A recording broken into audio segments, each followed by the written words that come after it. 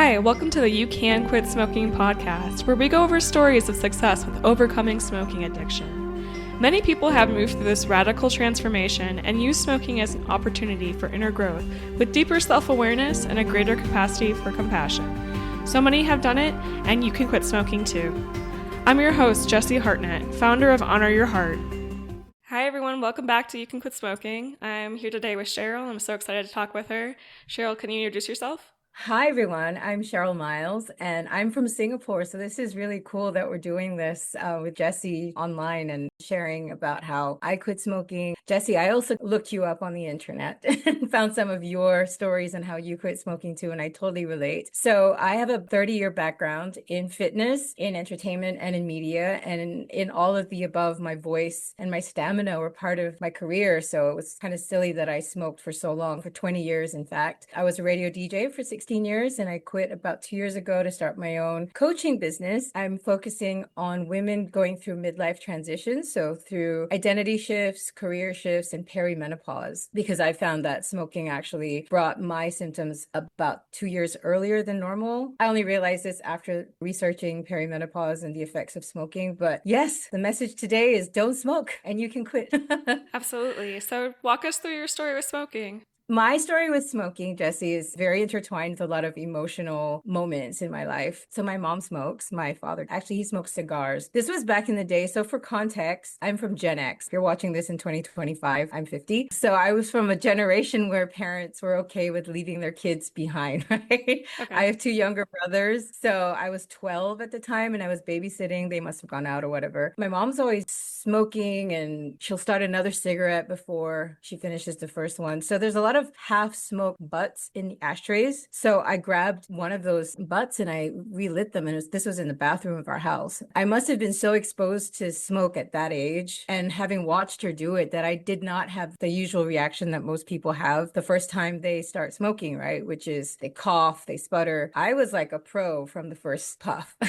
And I remember getting this hit and like, wow, what is this new sensation? So this was kind of a thing I would do whenever they would go out and leave me to babysit my brothers. This was something made me feel kind of like a grown up. I'd sneak into the bathroom, and because, the whole house kind of smelled like smoke, so she never really knew that I was doing this. But I did not start actually smoking until I was around 18, 19. So something happened to my family, and then I had to start work at a very young age. I ended up having to quit school at 16 and somehow ended up in fitness and then later in showbiz, right? So I started out as a fitness instructor. And would you believe, this is the huge irony of it, is that a lot of fitness instructors, at least at the time, smoked. I think there was this defiant, like, oh, look at us, we're so healthy, so fit, and yet we smoke because, the rules don't apply to us, right? The health impact and all that only applies to people who don't exercise or whatever nonsense we tell ourselves. It became a thing that I would do with friends. Prior to that, secretly smoking, but now that I had friends to attach the so-called habit, but let's be clear, it's not a habit, it's an addiction. The association to social smoking started to set in, that it was a social activity. And then I continued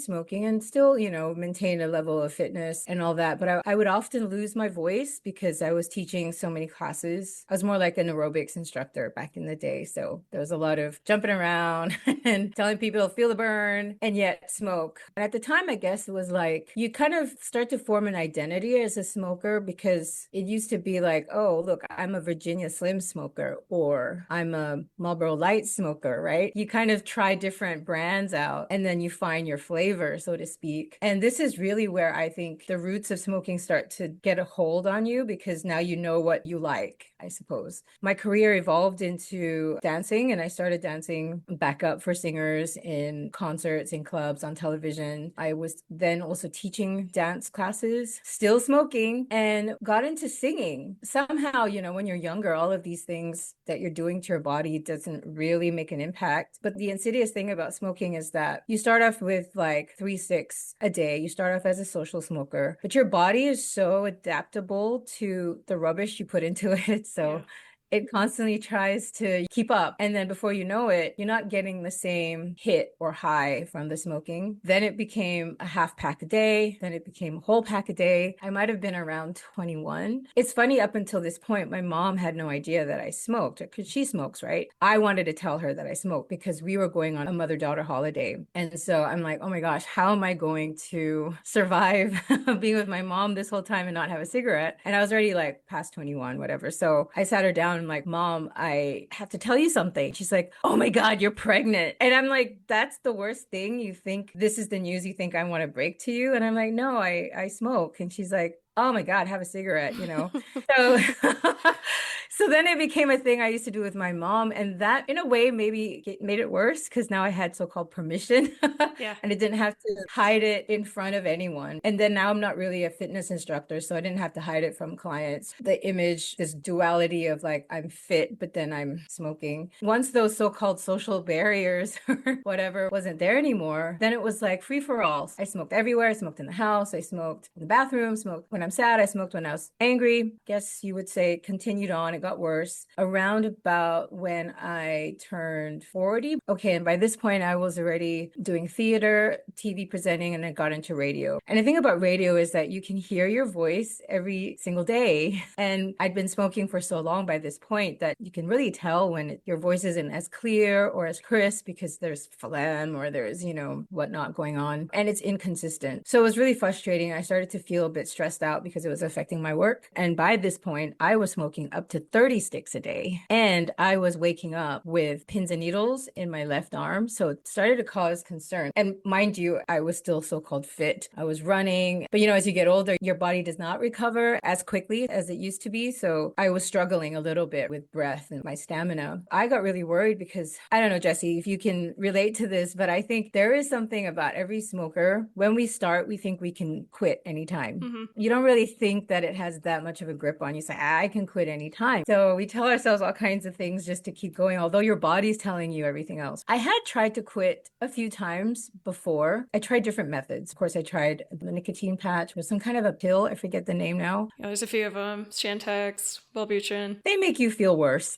Okay. And what happens if you're a smoker is that when you feel like crap, you want to smoke a cigarette to feel better. Right. So it didn't work. And then I tried to gross myself out. I remember I had this really large bottle and I would collect cigarette butts as a representation of what my lungs probably look like. That also didn't work. And then I tried every time I smoked a cigarette, this is really stupid, but I would write a note to myself like, you're so stupid, you can't quit. And I realized, now in retrospect, that my desire to succeed in life was because there was a lot of pain and anguish and hurt that I had not addressed with having to quit school at 16, stuff that happened to my family and my father, and my relationship is not very good. And then eventually my parents divorced. So there was a lot of anger and rage that fueled me to succeed in my career. In a way, it worked. Because I got very far, but then at the same time, that rage was also eating me up inside. Every time I tried to quit, I would encounter that pain. I would encounter that rage. It would come out in very negative words like, no, you're not good enough. You can't quit smoking. Like I would berate myself.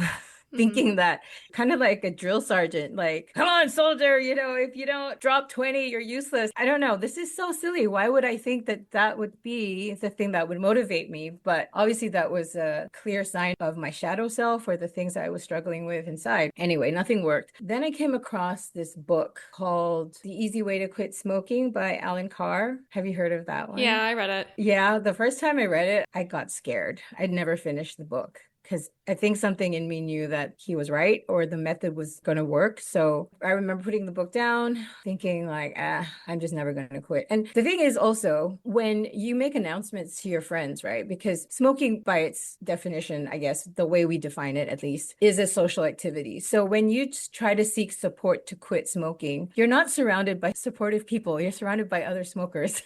So when you say, hey, I'm trying to quit smoking, they laugh at you, right? And then, or like, you'll be back at it, they don't really encourage or they don't really believe that you're going to quit because they've probably tried quitting. But there was something about this book and I was just terrified because I'm like, this is the thing that's going to make me quit. I resisted it. Now, one of my friends in the theater scene, she went and got registered as a quit smoking therapist under the Alan Carr Easy Way to Quit Smoking. So she brought the workshop to Singapore. The first time I tried the workshop, she was just sort of testing it on friends. So I never paid, so it didn't work. But towards my 40th birthday, when I started to get all these pains and aches and everything, and my fitness wasn't the same, my voice was getting affected, my breathing was really bad. I would wake up in the middle of the night gasping for air. And like I said, I was at this point smoking 30 sticks a day, which really frightened me. I thought I would attempt to seriously start to quit smoking.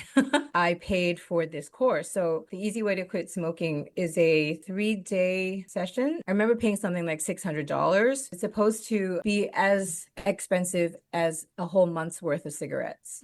And it's guaranteed your money back. So I joined the class. There was about 20 people, 25 people in the class, and you're allowed to smoke. She'll give us smoke breaks. And then there's a moment where you ceremoniously stub out your last cigarette. And then that's supposed to be the end of it. And then it's cold turkey. Well, I stubbed out the last cigarette and 2 weeks later started to smoke again. Because I'm like, hey, I get my money back, right? This doesn't work. So she calls me out. She's like, hey, how you doing? I'm like, I'm smoking again. She's like, okay, keep smoking. I'll let you know when there's a remedial class so I can come back. So basically the deal is you get your money back if the third attempt doesn't work. When I went back in the second class, well, there was about 25 to begin with, and now there was like 10 people. So half, right? Wow. So it's like, okay, well, half of them succeeded and the other half of us didn't, but it's okay. There's still around 10 of us. So I went through the whole thing again, did the ceremonial last cigarette, stubbed it out, and continued smoking. Not right away. I think it had an effect of like, well, 2-3 days. And then I'm like, I'm going to start smoking again. She calls me up. She's like, how you doing? I'm like, I'm still smoking. She goes, okay, continue smoking, come back for the third session. And now if this doesn't work, you'll get your money back. So I'm like, okay, I've got nothing to lose. Go back for the third session. And by this point, now there's just me and this other guy. Oh. There you go, yeah. Like, I am a loser, right? Everyone else quit smoking but me and this other guy. Along the way, this is a 20-year smoking journey. There's a lot of things that happened to me emotionally. I was in really bad relationships. As I mentioned, without going into too much of the gory details, did not have a very good relationship with my father. Somehow that affected my self-worth and the kind of relationships that I got into, and even the way I would treat my body. So it wasn't just the smoking. It was, I got addicted to diet pills along the way. I got addicted to not eating. I mean, there's addiction is just a thing, right? It's this empty void in your soul that you're trying to self-soothe and you're looking for things. You don't know how to self-soothe, I think. And so you grab at whatever you can and you think, well, if I get more famous, for me in my career, I thought I would feel like I was worthy. I would feel good enough and I wouldn't need to smoke, or if somebody loved me, or if somebody wanted to marry me. There was all these external needs to fill this void that I thought if that happened, I would be happy and I would be whole. And obviously that didn't work because basically you attract the love that you give yourself. So if I wasn't loving to myself, then I'm not going to put myself in very loving situations. There was a lot of stuff going on. And I remember in this third session, again, that terror came up. She asked me why I was so scared to quit. And I started bawling. And I said, I am so terrified of discovering who I'm really supposed to be. And it's funny because actually that was the truth I needed to hear, because I did not understand why it was so hard to quit smoking. And the thing was because I was afraid to encounter myself, because the self comes with all the good things, but also all the stuff you didn't deal with. Oh, yeah. So to get there, you have to deal with all the stuff you didn't deal with. In any case, that last ceremonial cigarette really hit home. And I didn't plan this to be this way because, like I said, I thought I would quit on the first round, but because I failed so many times, I had to come back. It so happened that the very last session where I would stub out my very last cigarette ceremoniously was Maundy Thursday, 3 days before Easter. You know, I'm a cradle Catholic, not super religious at the time, but there was something in me that realized I am so terrified. I cannot do this by my own strength. In the first few sessions, it was kind of social, but this time, because it was just me and this guy, we were in our own corners. And it was really like that last cigarette was just you encounter so much, your fears, your hopes, everything. I remember dropping down to my knees, praying, saying, you got to help me because I don't have the strength to do this. What was interesting in that moment, and I knew that this was going to be it, was the ego and willpower kind of always wrapped up in like, I can do it, no problem. But this was different because it was surrender. And the surrender was the not knowing. And that now in retrospect took a lot more courage to just let it go. Yeah, lo and behold, I quit smoking.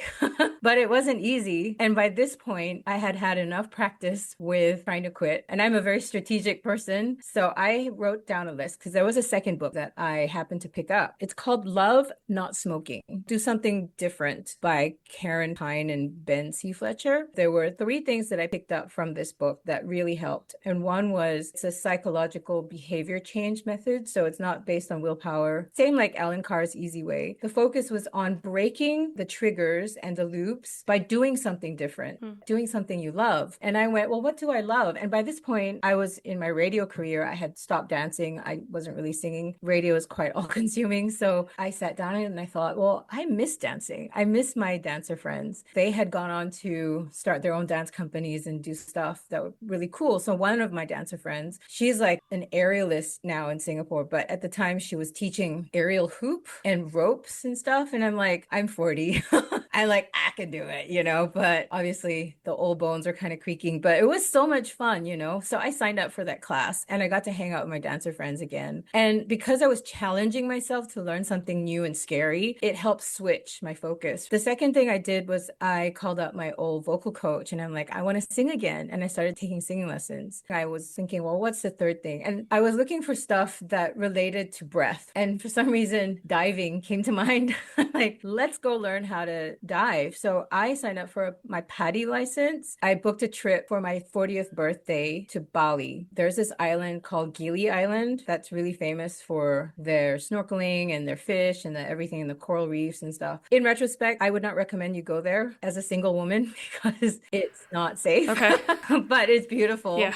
If you're going to take your PADI diving license, I wouldn't recommend doing it there as well, just because it's not very regulated. But anyway, I survived. And those 3 things, just doing something different really helped. That was a different strategy I tried. The wonderful thing that happened out of it was because I got back in touch with my singing, I actually got a gig singing for happy hour at this pub. This was the time when I was doing the evening drive. So after my show on air would end at like 8 o'clock, I would rush to this bar and sing with my guitarist. And that just brought me so much joy, just to connect with my voice again, connect with my breath, connect with my passions. The other thing was, because I made a whole announcement about having quit smoking on radio, that I was named the official quit smoking ambassador for the Health Promotion Board in Singapore. Awesome. Yeah. And that was like a 5-figure campaign fee that I earned. In radio in general, you get your radio salary, then you do voiceovers, you do MC work, and then sometimes you become a spokesperson for this or that. That's where the big ka-ching is. So this was like my big campaign, That's like exciting. I finally did. Yeah. And it was because I quit smoking. And to think that I had been so hesitant because I was so terrified of encountering my true self. In retrospect, that Easter was really my homecoming. It was like a rebirth, a renewal, that now every Easter I'm reminded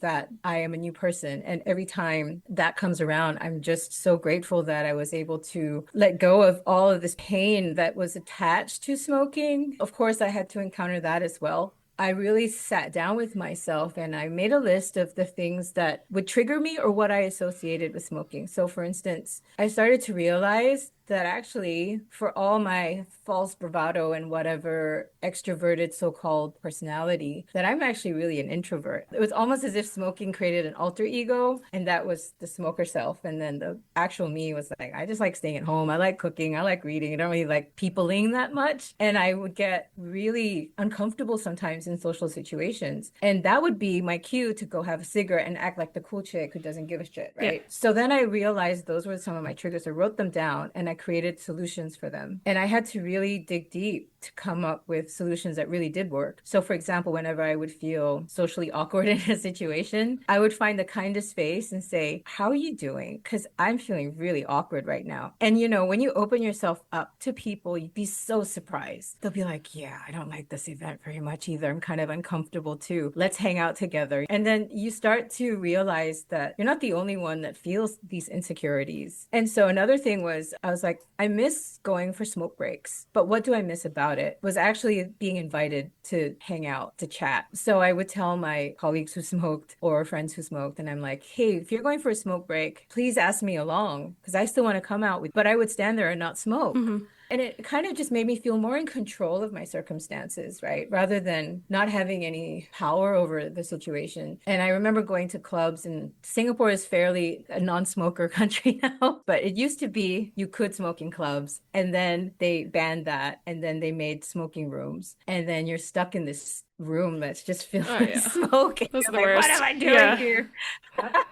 But at that point, when I was still transitioning, I had to do it, right? I had to feel like I was in control of this and I can still participate in the activity, the things we call habit, but not be addicted to the cigarette. So it was a very interesting thing I did. So I would encourage people, I mean, great if you quit the first time round, but if you have tried several times, to really look back and collect the data that you really dig deep, write down what you've observed, why it is you smoke, what is it that triggers you, and then create solutions that you can do differently so that you can feel you're in control of the whole thing. Anyway, fast forward to having quit smoking. I'm like, okay, I noticed some improvements, but I still can't breathe very well. And I'm still not sleeping very well. I mean, it's improved, but something's wrong. So I went to the doctor. And of course, I'm thinking the worst thing, like, shoot, I hope it's not lung cancer. What could be wrong? And what they did find was that I had some scarring on my lungs. So now I have mild emphysema, very mild. So thankfully, I quit at the time I did. But now I have to take inhalers every day. That's something that, yeah, smoking left me with. Well, I just turned 50. I'm also noticing that in retrospect, I was in perimenopause, like 38.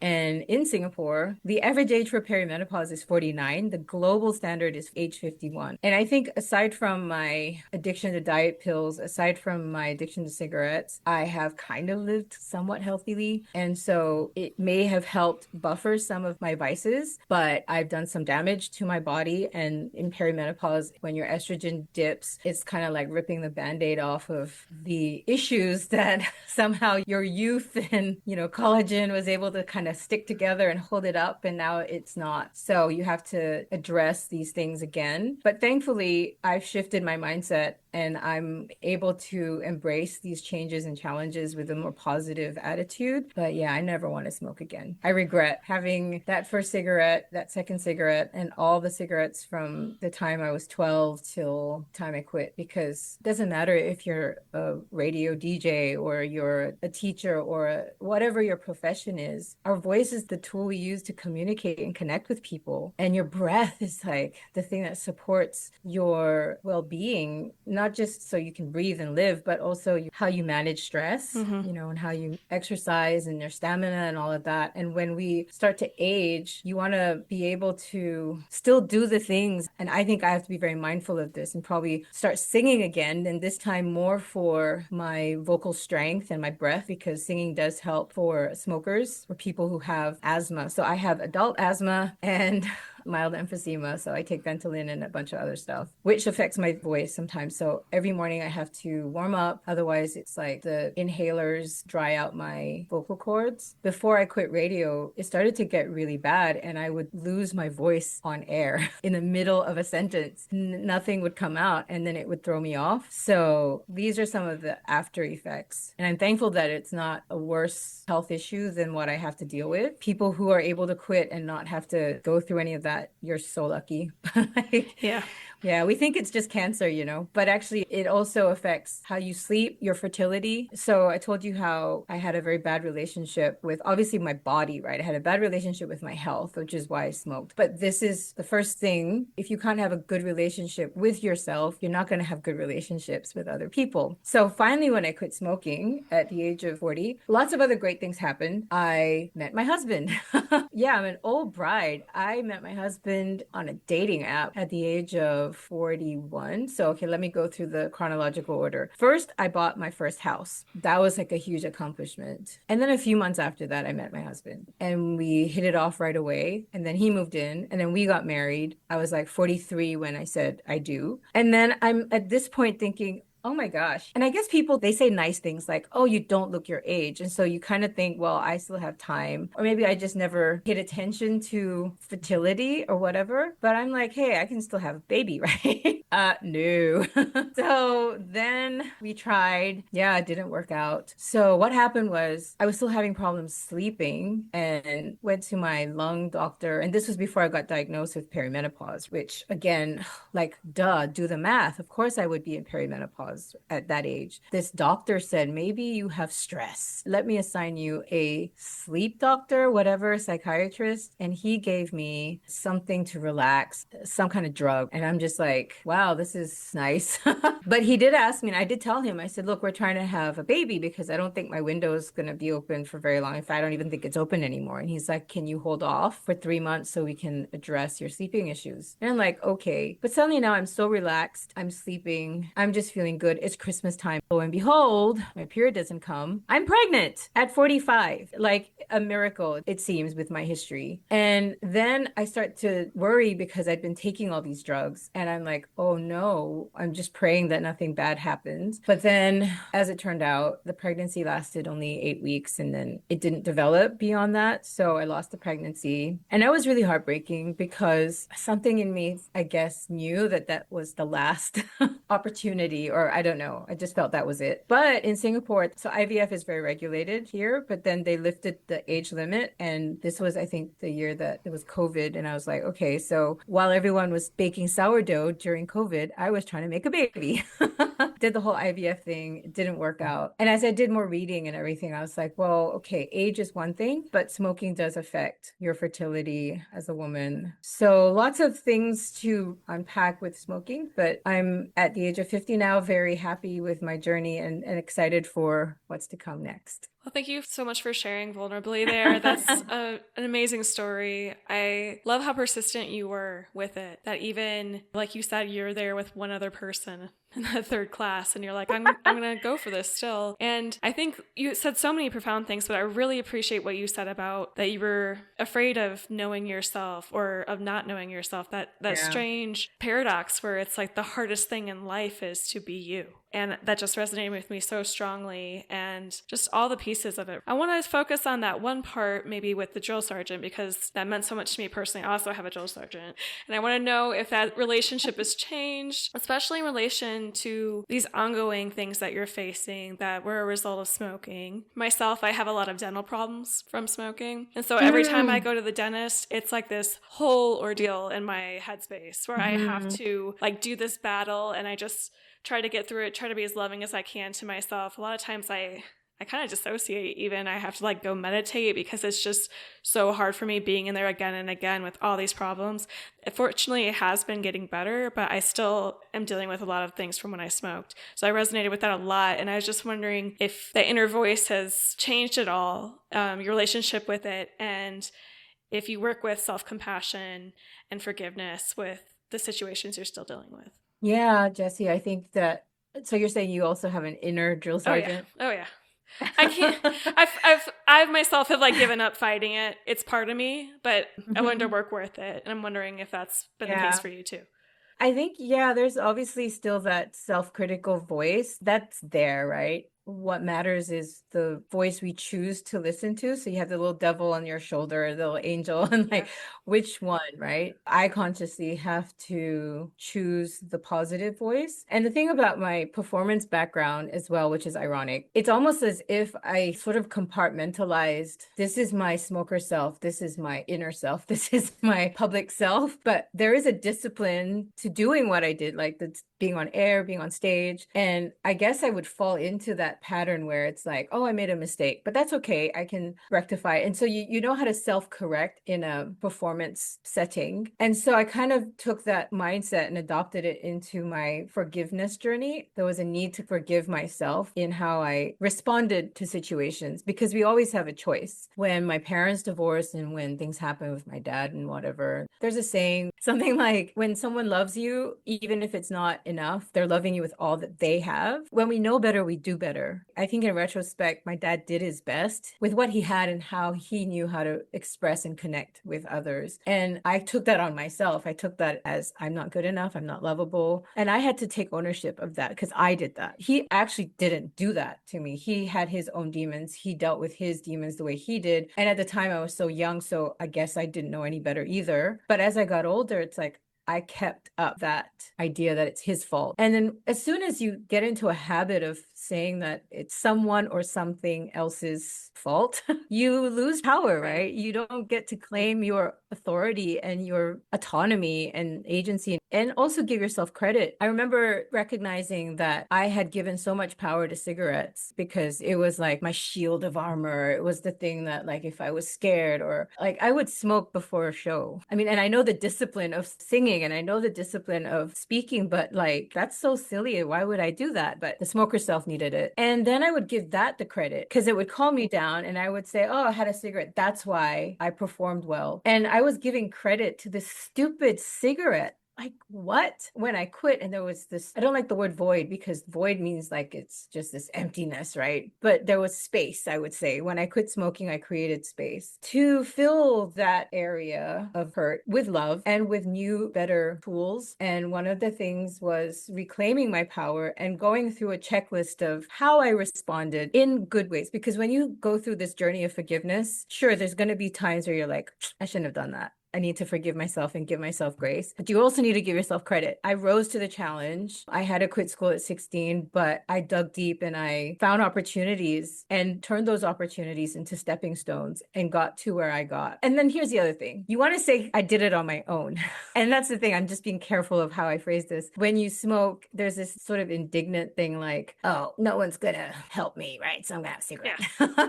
It's just me against the world. Oh, yeah.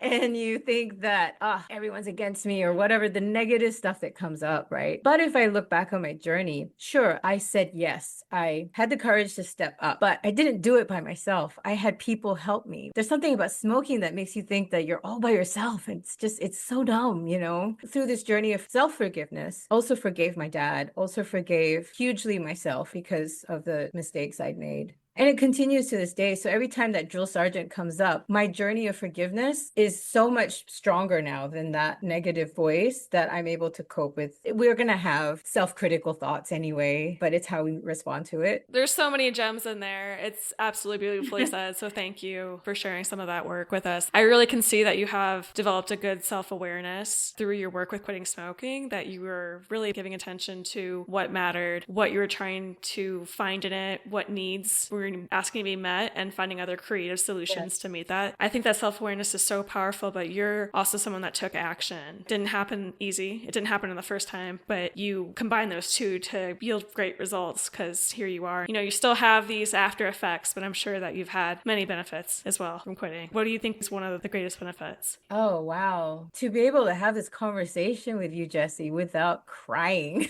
or without feeling shame or any of the negative things, this weight just has been lifted off my shoulder. And you don't even realize you're carrying all this emotional baggage that you stuff your feelings into. It's like this big old sack. Oh, yeah. You kind of use the cigarette as an escape or as a crutch. And it's like all of us have the potential to take flight. But when you have a crutch, you're not even walking because you're leaning on this thing. And now I'm free. This is the greatest gift, I think. It's not just the cigarettes. I feel the cigarettes are an external representation of the turmoil and the hurt and the pain that we're going through. And this, doing the shadow work, doing that healing, it's amazing. Once you're able to overcome that, the kind of confidence and that triumph you feel, it makes you feel unstoppable. And every time I feel like I can't do something, I remind myself that I can, because I got over not just the smoking, I got over the things that were holding me back, the self-sabotage, the negativity, all of it, the whole list of it, the toxic relationships, the abusive relationships, all of the stuff I survived that belonged in that bag that got stuffed in there and sealed with cigarette smoke, right? I had to go through it, unpack it. So now there's just freedom, and there is confidence, and there is hope, and there is love.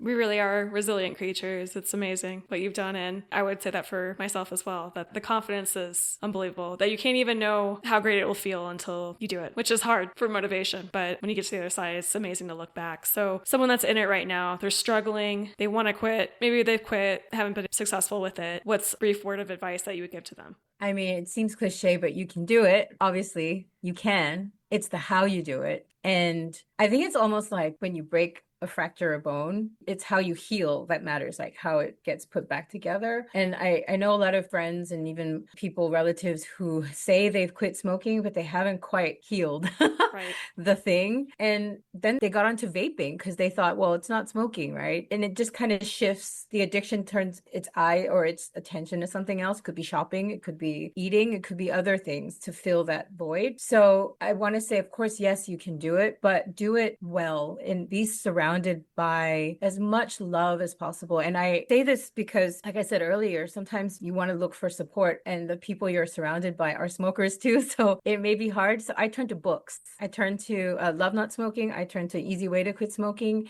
And I would say turn to Jesse's book as well, because I haven't read it yet, but Honor Your Heart sounds like exactly the thing you need, because it's exactly that, isn't it, Jesse? It's honoring your heart. So if you don't do that, how do you quit? Not just the smoking, it's the things underneath it, right? Yeah. And having that support to deal with those people who are looking to quit smoking. I would say also go to someone who's also gone through the journey, because if you go to a doctor, most doctors don't smoke. They don't know what they're saying.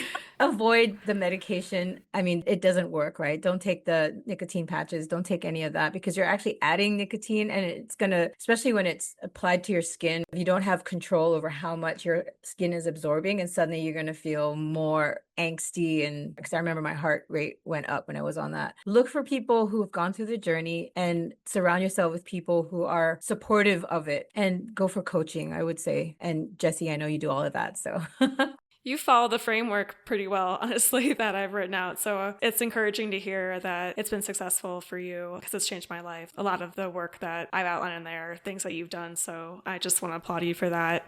And just for sharing so vulnerably on here, and really, really appreciate your honesty. I like what you said about just losing the shame, because there's so much stigma about it, and to come out of the shadows with it, talk it through, to be proud of what you've done, because it is an amazing accomplishment, and we are able to rebound and enjoy life without it, even though it's hard to see when you're in it. So thank you so much for sharing those words. How can our listeners get in touch with you, and do you want to talk more about your work? I have a website, CherylMiles.com, and I'm on Instagram at CherylMiles_.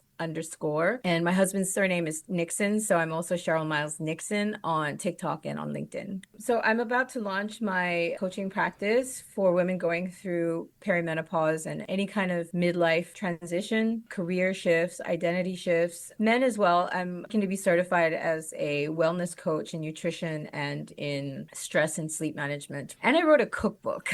That's another thing that came out of this journey. I love to cook. As I mentioned, I thought I was this extrovert, but really I'm an introverted homebody. So I wrote a cookbook about my journey through my single days to finding my husband. It's called Smitten in the Kitchen: Recipes for Love. And so I love how my career has evolved into coaching, because I'm able to also include my love for cooking and helping people with their meal plans as a nutrition coach. So you can find recipes on my website as well, CherylMiles.com. They look delicious. Yay.